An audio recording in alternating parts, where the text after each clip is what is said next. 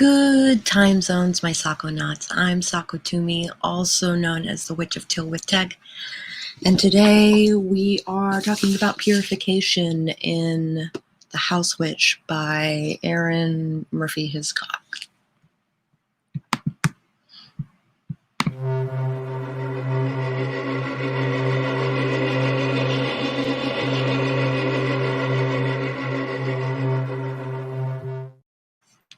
If we haven't met before, I'd like to welcome you to my channel. It's very nice to meet you. And if you have been here before, it's so nice to see you back. Love you guys. Holy crap. I'd like to start this morning with a grounding ritual to start your day. This starts in your domain, so if you have not created your domain, you might want to sign up for my newsletter, which is linked below.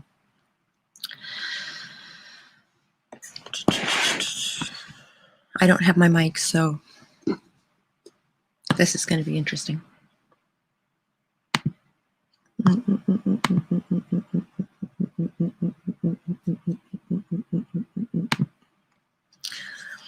Sit with your hands in your lap and close your eyes.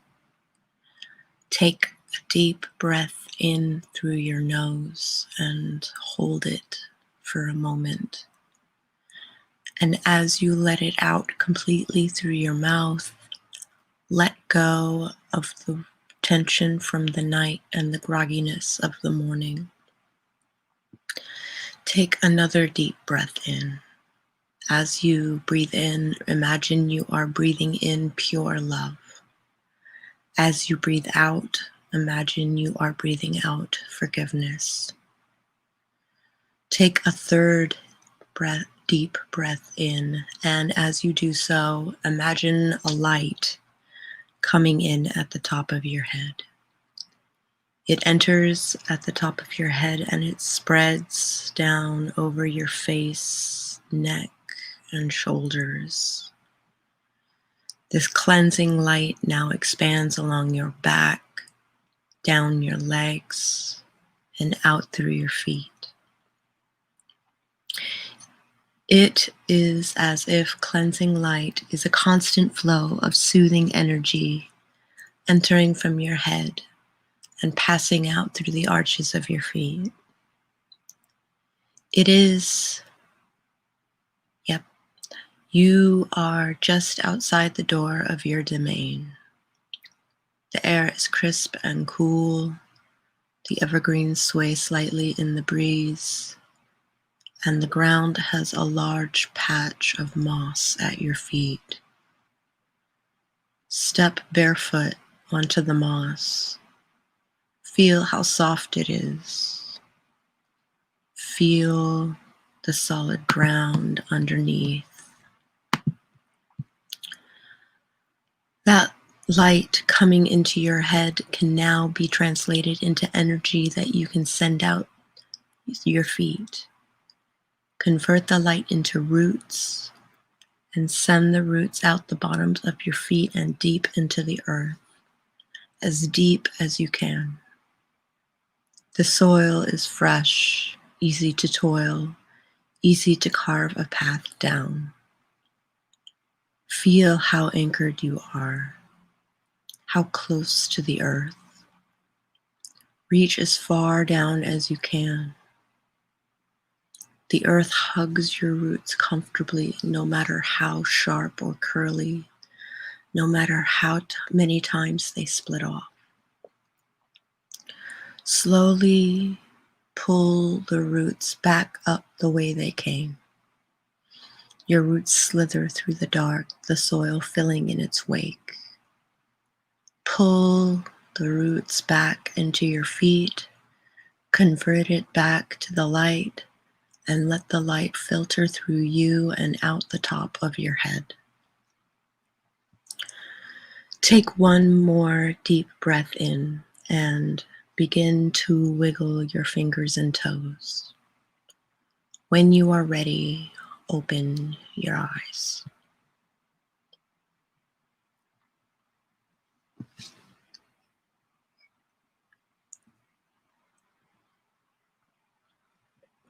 Welcome.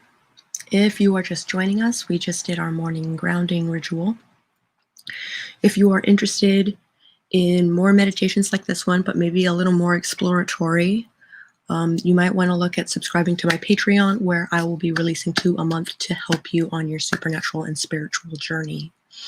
Until then, you can join me for coffee in the mornings here on YouTube.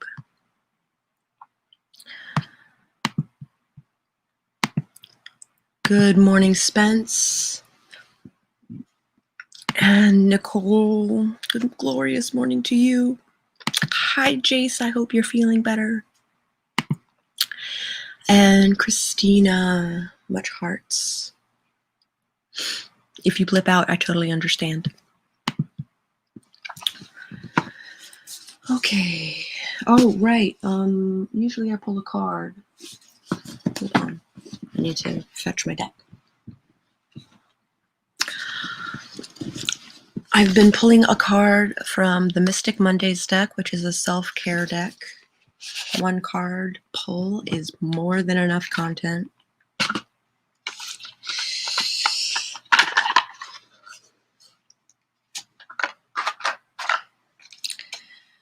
Mix these up. Hi, Kat. How's it going, love?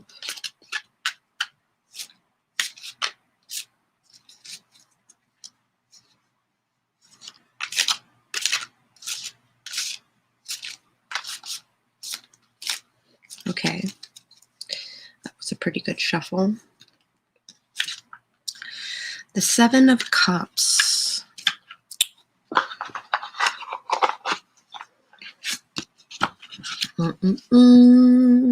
Seven of Cups. Look at all them irons in the fire, as it were. Don't we all have irons in the fire? 7. Be careful what you wish for. Many prizes are presented to you, some of which may not be in your best interest. You are projecting your dreams onto reality, creating illusions that seem way too good to be true. Too many options can be confusing, and find yourself constantly living in a state of fear of missing out, or fear of making the wrong choice. Each cup offers you a different prize, representing areas of your life, each filled with a wish.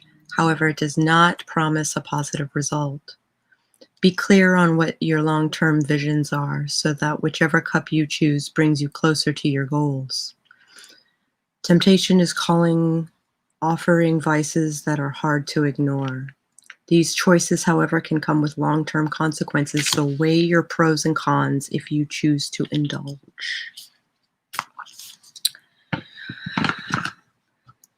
I think of this card as like your head in the clouds.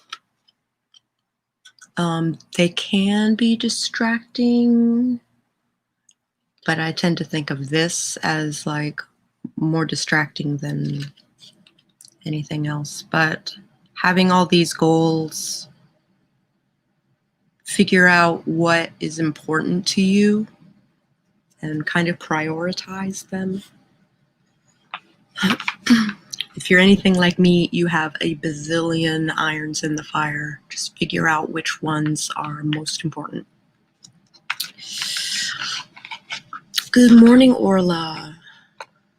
Let's see, Kat says listening and working on organizing books, so probably won't be active in the chat. That is okay.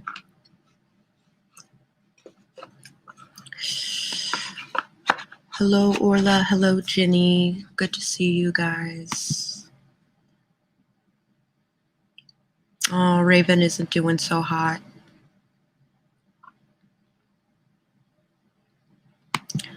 I hope things open up for him.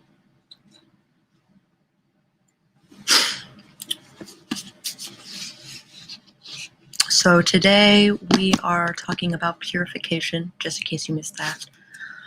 Purifying your house, mostly.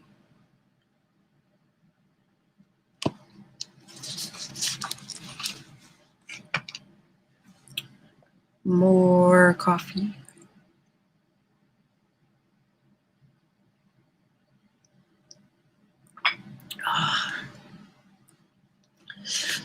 purifying and cleansing your home. Look at all those cups. It's me and my rent's worth of shopping and the 3 to 4 dozen projects up in the air. Yep. That's exactly what it is. Calling you out. Calling you out. To maintain your home's balanced energy, establish a set number of times throughout the year to do cleansings, purifications, and blessings. They don't all have to be major undertakings. Like physical housework, the more often you do it, the lighter the workload is each time. Starting my own practice of drawing tarot for myself in the morning, since I finally have a tarot deck. Cool. Do you have like a Rider-Waite deck? Like obligatory beginner's deck?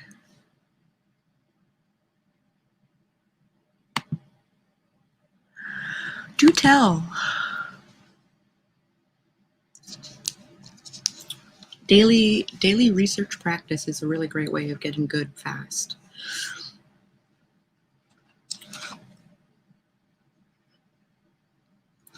Studying the symbolism and then everybody says like different meanings, right, for every card.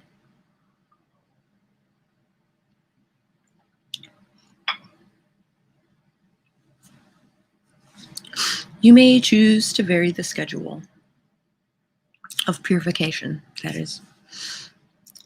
For example, you may do a major deep purification twice a year on the solstices, perhaps, with minor purifications on the first day of each month or at each full or dark moon. I think dark moon is best for cleansing. That way, on the full moon, you can do all the things. Or you may choose to do a regular mid-level cleansing and blessing on each Sabbat or bank holiday. Choose a time that will work for you and blend into your schedule with the least amount of awkwardness.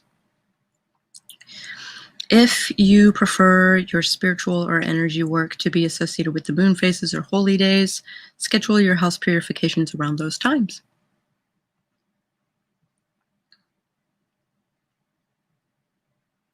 Oh yeah, the Everyday Witch deck is super cute. Super cute. I might pick one up for myself.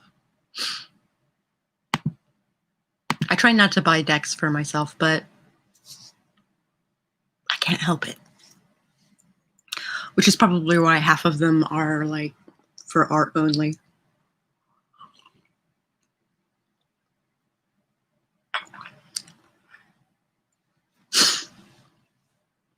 Let's see, where was I? Then decide if you will do it before the date in order to have your house cleansed and ready to experience the energy of the day in question. If you will do it on the day itself to take advantage of the associated energy for your purification, or if you will do the work directly following the day in order to have a clean slate for the energies of the next section of the cycle. I would do it on the new moon, which is like a 3-day window, right? That way you have the rest of the month to like kick ass and take names.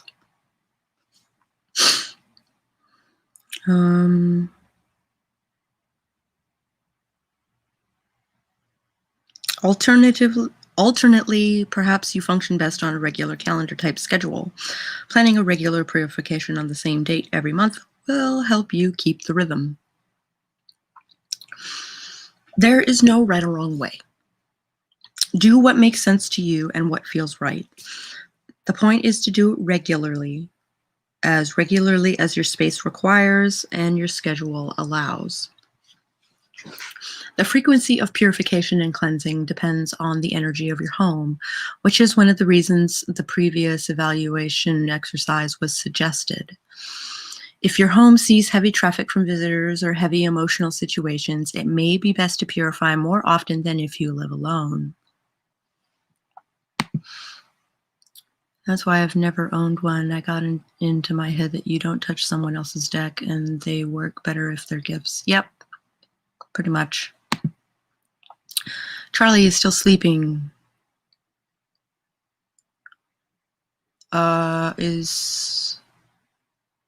Is that going to be okay? When is he supposed to actually be out and about?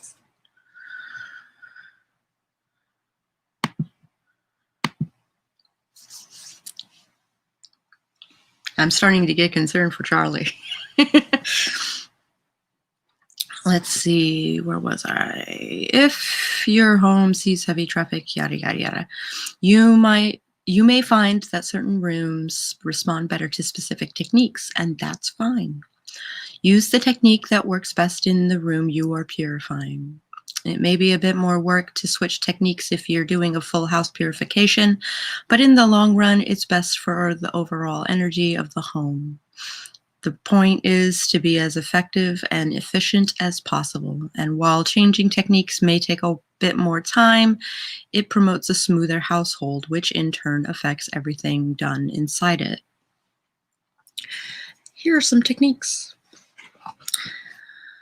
Purification techniques. There are dozens of ways to purify a room of one unwanted energy. But first, let's talk about negative energy versus unwanted energy. There are times when an energy is positive but not wanted in a specific place. Like, I have trouble with chaotic energy. So it could be positive, could be full of laughter and fun and all of those things, but it's just a little too much.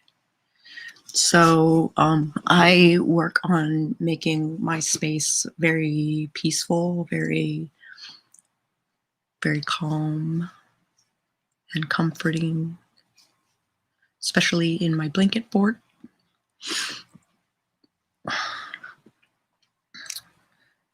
For example, energy that soothes and promotes sleep is a positive kind of energy, but it is not desirable in a home office where you want to be alert and productive. Of course, the unwanted energy may be negative as well. He didn't tell me the exact time he needs to be there. He's a grown man and he knows what will happen if he's late. I gotta let him do what he feels is best, and if he needs something, I'll be there to help him. Right on. Do what, be the wife. Do a thing. Generally, you'll strive for as positive an environment as possible in your home. However, there are also energies that can be classified as neutral through positive that for some reason may not be suitable for the atmosphere you are seeking to create in a specific space. For this reason, the term banishing isn't used here. Banishing something creates a vacuum of sorts, an empty space that must and will be filled with something else. If you consciously banish something, then logic dictates that you should be prepared to consciously replace it with positive energy. But banishing neutral through positive energy doesn't make sense. And for that reason, the terms transform or reprogram are a little more appropriate. If the negative energy is occupying a space that has a natural positive vibration to it, then absorbing or removing the negative energy will generally result in the return of a natural positive balance. Some of the following techniques are more active than others. For example, smudging. Oh, I hate that word. I hate the use of that word. Excuse me. There is some colonialism and cultural appropriation when it comes to smudging. I prefer to call it recaning. Oh, here we go. Smudging with sage is a Native American technique that has proven very adaptable and effective for people of any tradition and spiritual path. I guess a rose by any other name, something, I guess. Essentially, a bundle of dried herbs is lit and the flame is extinguished, leaving the dry plant matter to smolder and produce a smoke that has the qualities of the plant matter itself. This smoke is easily wafted around a room or other space, can insinuate into nooks and crannies, and has the ability to surround objects. It is also less likely to damage objects, whereas water or flame, two of the other popular recognized purifiers, can damage things. The bundle of herbs is referred to as a smudge or smudge stick and is easily carried in the hand. The act of surrounding someone or something with the smoke is called smudging. Smudging may also be done by crumbling dried plant matter on a charcoal tablet. Sage is the original and most popular herb to use in this respect, but there are other popular herbs commonly used, such as cedars, sweetgrass, and lavender. I prefer to use rosemary. That's my preferred. I think sage smells like pot smoke, and that is not a pleasant smell. So I'm not going to fill my space with the smell of pot smoke. I'm not going to do that.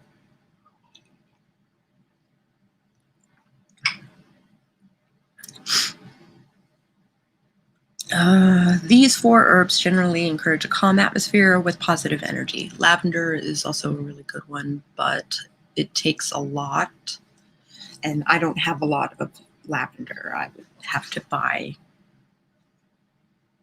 because I have mint that is crowding out my lavender.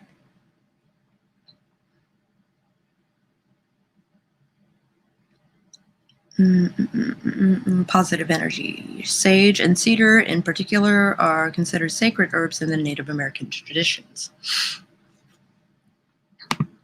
It depends on who you talk to about smudging being cultural appropriation. I know many natives, hubby included, that think it's okay to smudge if they do it with honor.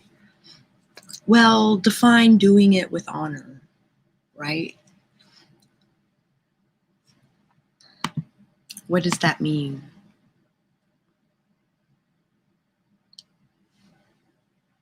Because if people are smudging, they are doing it to purify their house, right? So, or their person, or their things, or whatever. These days I use incense. I much prefer to use incense.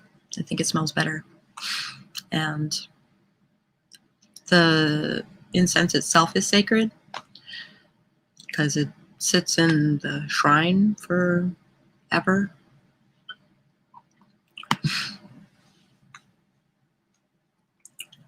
There's no right or wrong way to make a smudge stick, but here's a general guideline. To make a smudge or smudge stick, rekindling stick, whatever. Step 1, lay several dried stalks of your chosen herbs together. Smudge is the English word to describe Native American act, which makes the word itself not problematic. It's the English to begin with. I have asthma and can't burn stuff anyway, so I just try not to call it anything. That makes sense.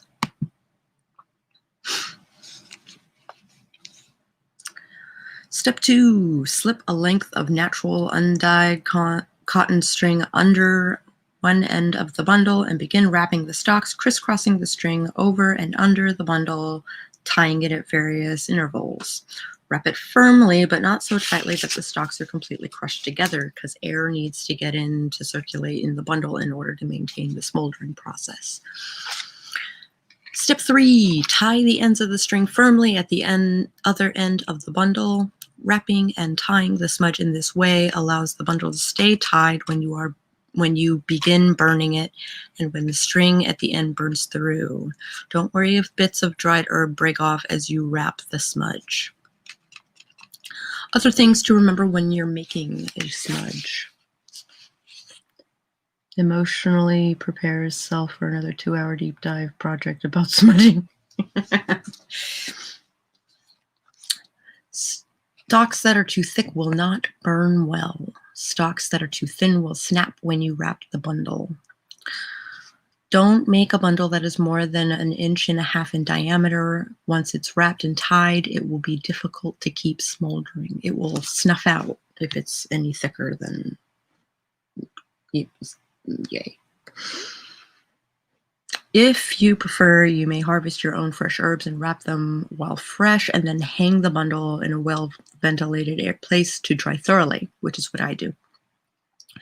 The bundle must be completely dry before you use it, or it will not burn properly. Watch it carefully during the drying process to ensure the bundle does not grow mildew. I hang it from the... So I have some chimes that are hung from the pot hanger, and I hang herbs from the chimes. The way I purify my house usually is I will light some incense, I will set a fire in the fireplace, and then I will throw the smudge stick into the fireplace. Totally easy way to purify the house.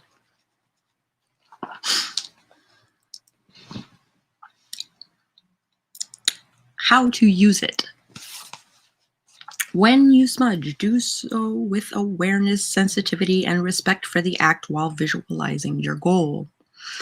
You may say a short prayer or invocation before beginning or not, as you feel necessary.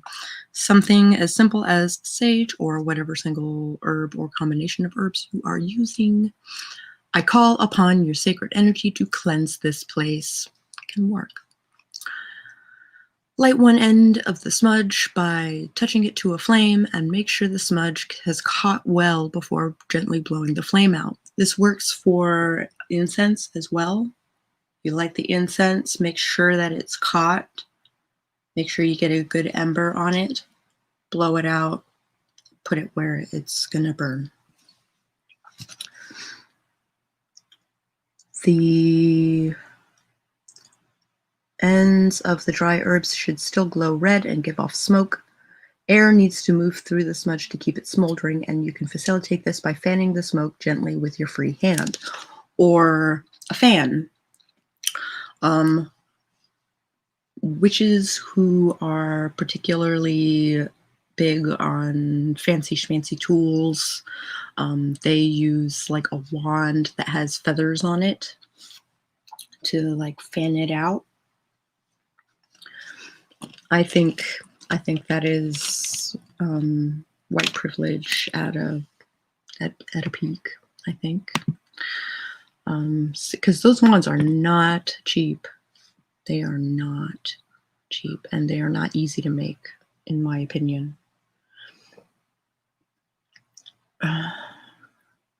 Fanning the smoke gently with your free hand. This movement also allows you to direct the smoke into corners and around objects. You may also use a feather. If you carry the smudge around the room in your hand, bits of burning plant matter will fall onto the floor. So there are usually... Oh, they don't mention. Smudges are often laid in a heat-proof container such as a shell, like I've got. Earthenware bowl, unglazed ceramic or clay works well. Or a rock with a depression in it to catch these bits.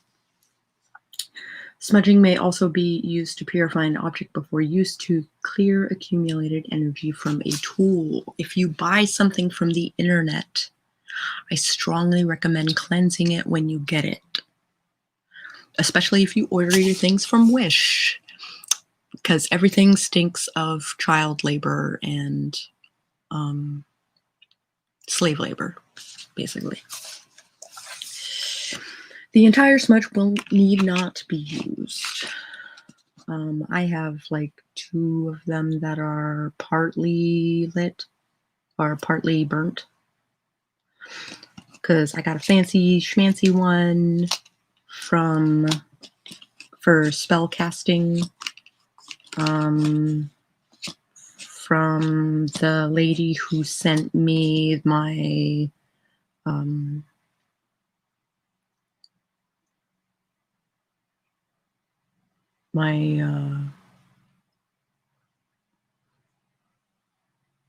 my flight bomb. There's a better word for it, but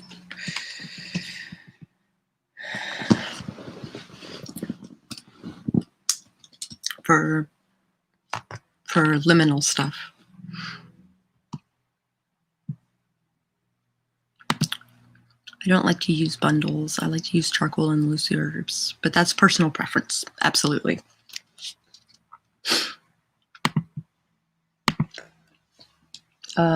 They have a burning incense section. Like smudging, burning incense releases smoke that carries the energy of the incense's ingredients. The point of this is to get that energy moving around in an easily dispersible way. You could sprinkle the actual herbs around, but gravity will probably make it difficult to access higher pockets of the energy you are trying to move. You can use pre-prepared incense from a retailer in a scent or formula specifically prepared for purification, or you can use a pure scent that is associated with purification, like sage, cedar, lavender, and frankincense are all single scents that are often used to purify. Blends labeled purification often include these. Pre-prepared incense usually comes in stick or cone formed. And there's 2 kinds of stick incense. One that is kind of like the birth between a stick incense, like the wood in it, and the cone incense. It's basically packed in like incense powder in a stick form, which is what I use. Mostly for Buddhist stuff, and also cleansing my house.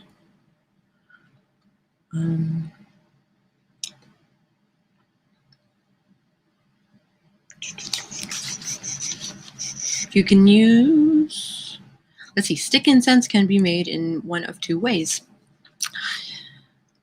I'm just like hopping ahead of the book. Rolled, which is a wet mixture of ingredients, is rolled into a thin cylinder and dried, sometimes around a thin stick to give it support. Or dipped. A blank stick with a neutral paste molded around it is dipped into a solution of oils. Cone incense, like rolled incense, is made from a paste of ingredients and then shaped. Sticks and cones usually self-combustible, meaning they do not require a charcoal tablet to burn them. By lighting the end of the stick or cone, waiting until the tip glows red, then gently blowing out the flame, the incense will burn on its own. Sticks and cones are convenient and do not require anything other than a bowl with salt or sand. I use ash, in which to burn them and catch the ashes, although censers, also known as incense burners, are easy to find.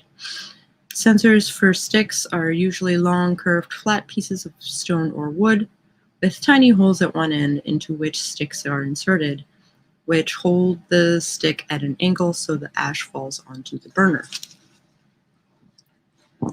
I have pencils and stuff that are just all over the place. Ow. My poor knee. My poor knee. I'm sitting like in between the cushions, so I'm kind of like low.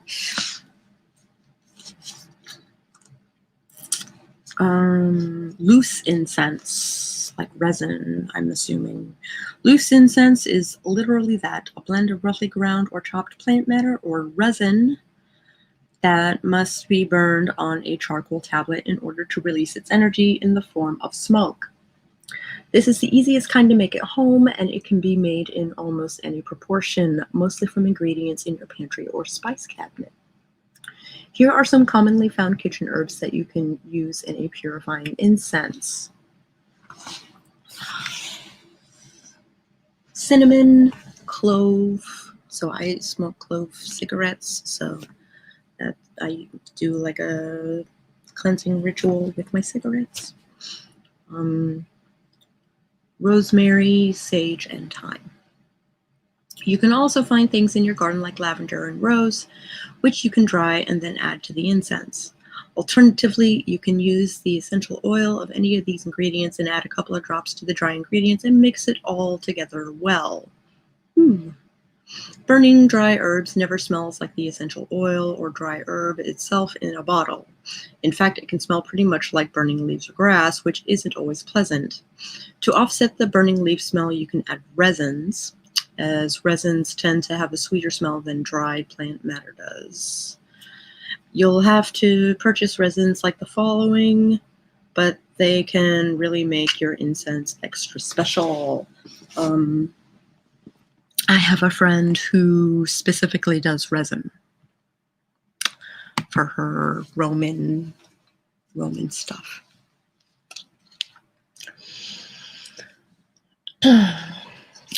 Frankincense, benzoin, golden copal, amber, whatever. Not amber stone, amber resin. To test the incense, you'll need a charcoal tablet and a bowl filled with salt or sand in which to burn it. I use my cauldron.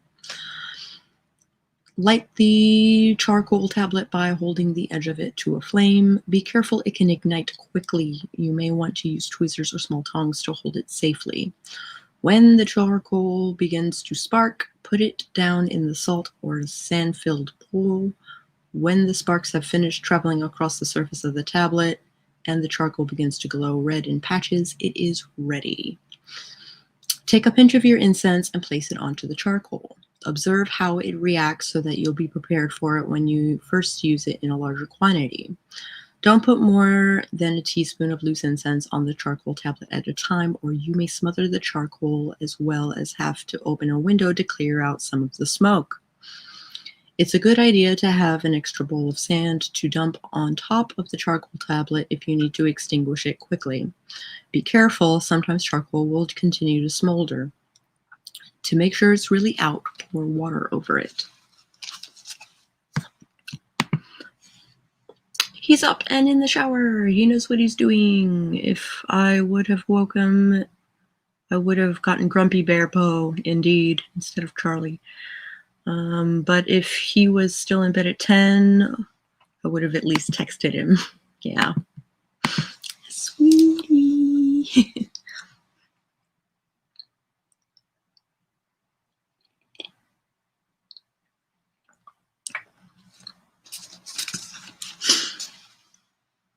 Purifying incense.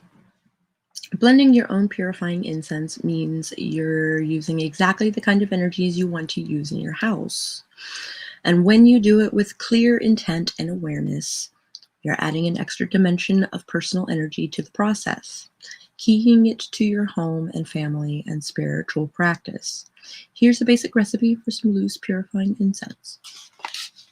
You will need a teaspoon of frankincense resin, a teaspoon of copal resin, a mortar and pestle, small bottle or jar with lid, half a teaspoon dried lavender, half a teaspoon dried rosemary, and a pinch of ground cloves. I will probably, since I don't have the resin, I will probably, I have some resin, but it smells terrible. I might make this. I've got some oil that I can pour on my herbs. Place the frankincense and copal resin in the mortar. Gently crush the resin with the pestle. Transfer it to the jar. If there is any residue left in the mortar, scrape it out gently and add it to the jar. Resin tends to melt under enthusiastic grinding and can gum up the mortar. Be gentle and don't feel that you have to reduce the fragments to powder. Chips that are smaller than the granules the resin arrived in is fine. Place the lavender and rosemary in the mortar. Grind them into smaller pieces and transfer to the jar. Add a pinch of ground cloves to the jar. Cap the jar, gently shake it to mix it up. Combine all the ingredients. Folk techniques for purifying.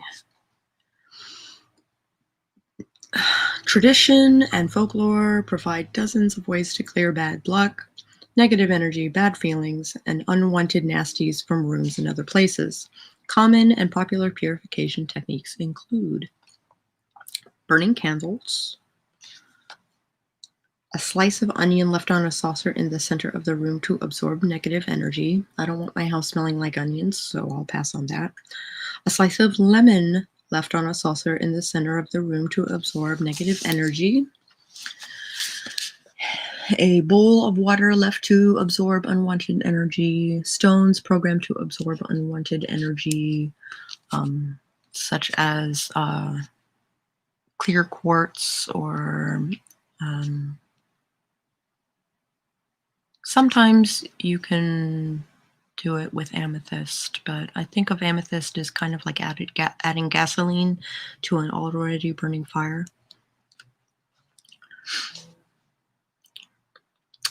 Asperging with salt water, asperging with herbal water, like Florida water.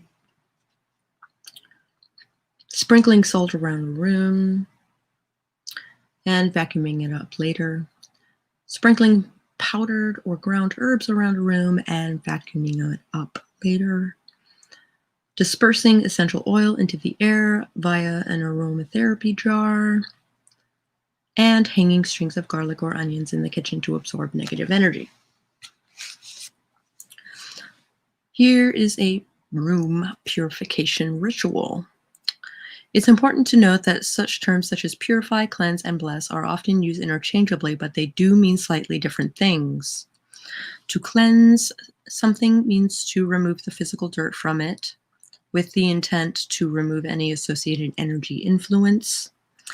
To purify means to remove the negative or undesired energy from it. And to bless means to infuse it with positive divine influence or divine originated energy. So here is a basic room purification ritual. This is an all-purpose purification ritual that can be used as a basis for your own ritual. You will need some cleaning supplies as needed, some incense, stick or loose, or a smudge stick, a charcoal tablet if you're using loose incense, a censer or heat-proof bowl. I use a cauldron. Salt or sand if you're using it for incense. I use ash. A candle, white or color of your choice. I recommend white. I like this one. It's like absinthe and cedar and all kinds of delicious things. It doesn't say on the candle, but I always remember absinthe and cedar. I think those are the only two.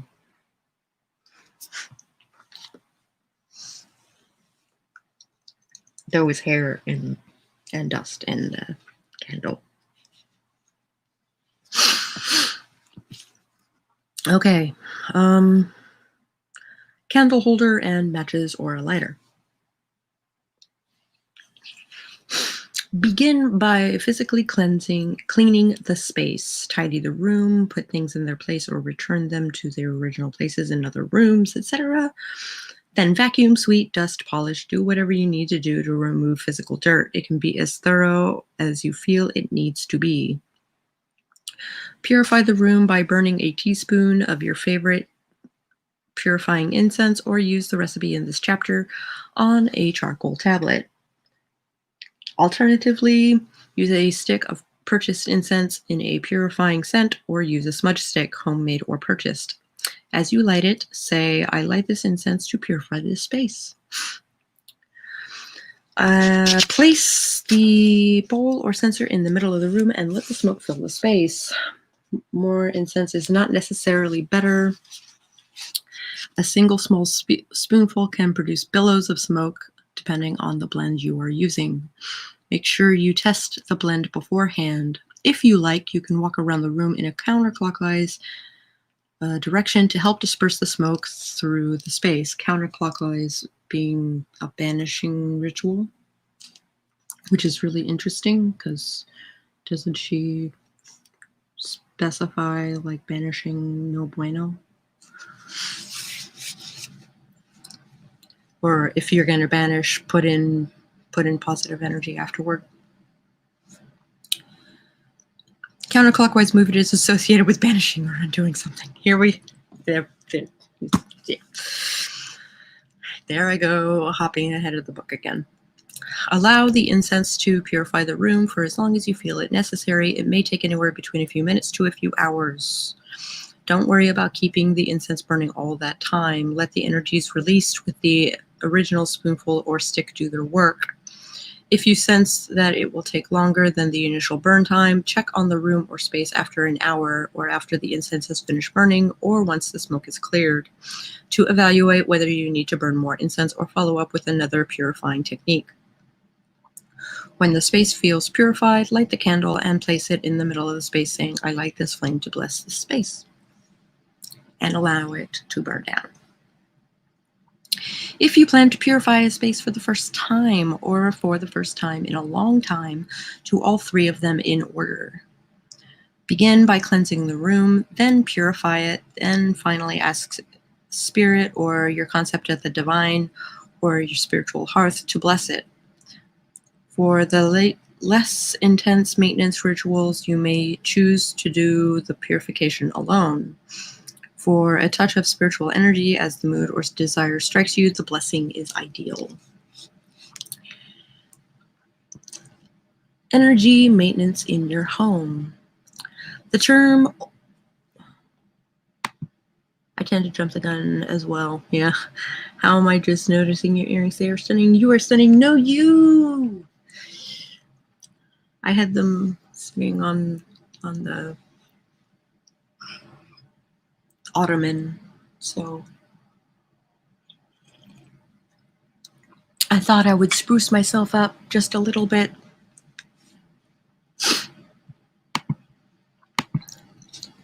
The term order suggests a specific arrangement, not just tidiness, and this is an essential part of keeping your home a harmonious place.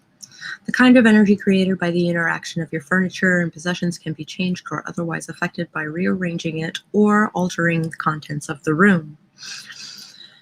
Things possess energies of their own to different degrees, and together they create a larger collective energy. Adding things to the collective energy or taking them away can influence the feel of a room. The flow of energy within a room is important. Often a room is unwelcoming because the energy within it doesn't flow. Instead, it is stagnant. While the reason why I am doing it this way the last couple of days is because if I take up the whole living room as my studio to face this direction, it messes with the energy of the room. So oftentimes I will do it just for the stream, and then I'll resituate the living room after that.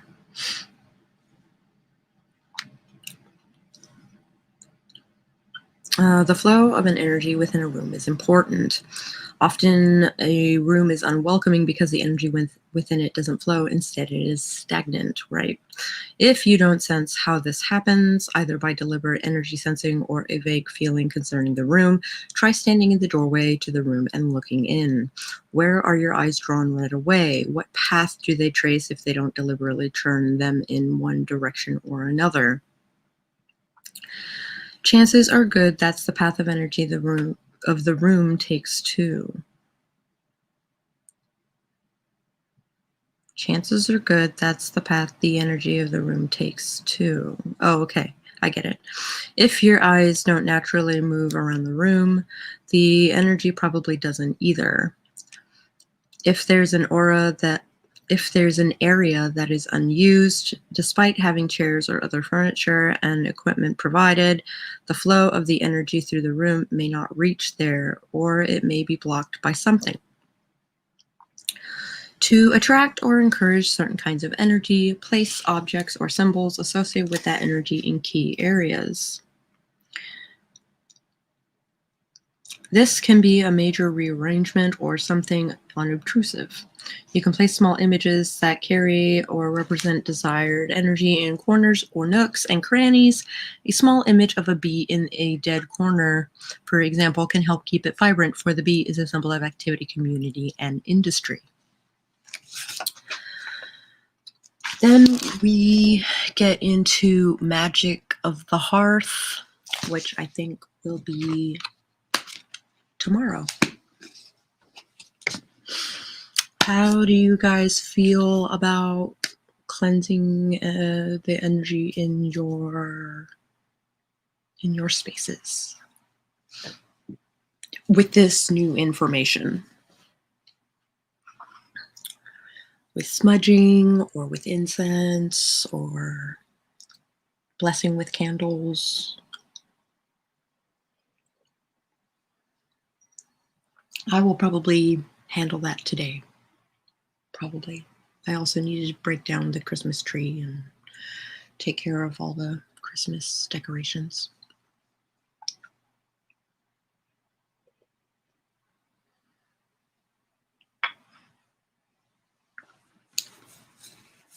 How do you guys feel? How are you doing?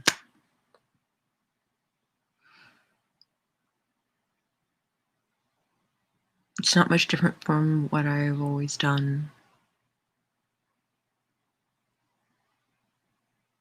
How often do you do it?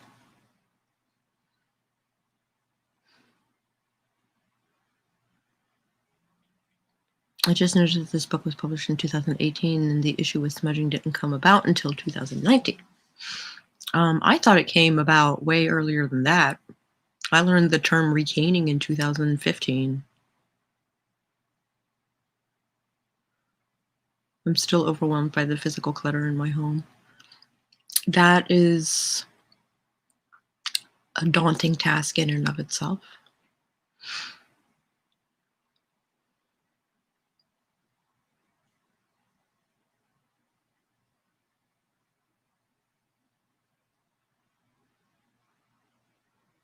I was very fortunate that my husband is a neat freak.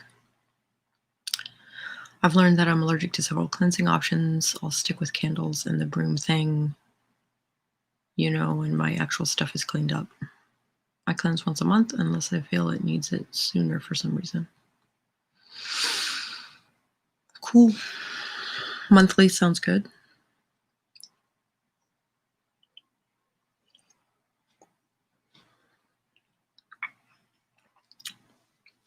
You got it. The broom thing is also a good way to cleanse. Absolutely.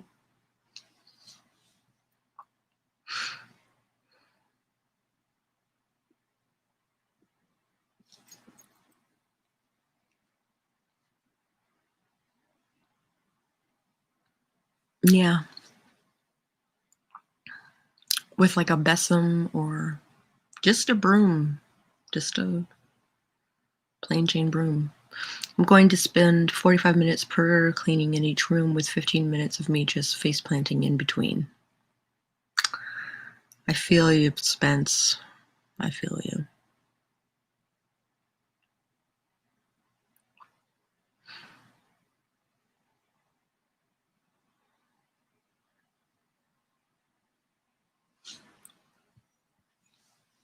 It is a lot of work.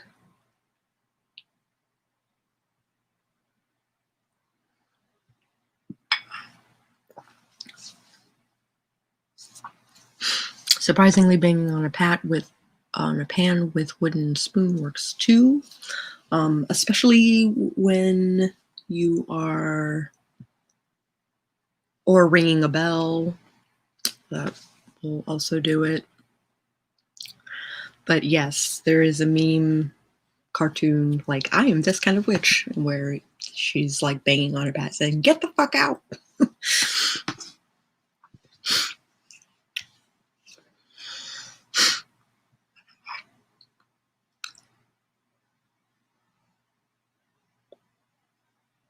Hang on a pan with a wooden spoon, except my roommate sleeps during the day. So the broom thing, it's probably best.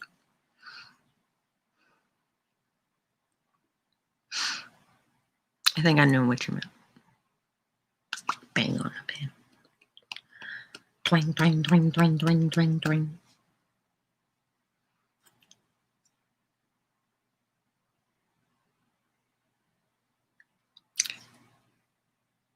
All right. If you liked this video at any point, please hit the like button. If you would like to see what is in the rest of this book, we're going to talk about magic tomorrow. Please hit subscribe. Maybe even ring that bell.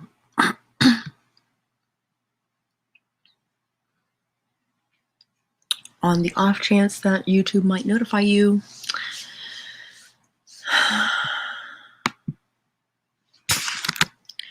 If you are interested in supporting me, I do have a Patreon, which is linked in the description.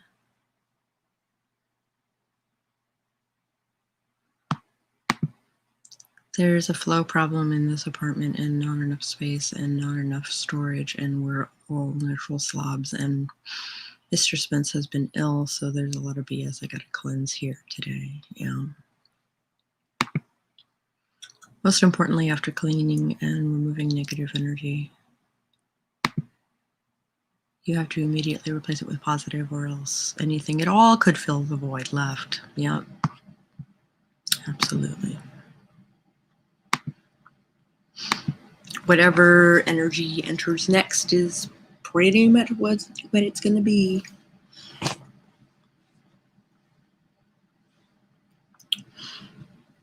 Well,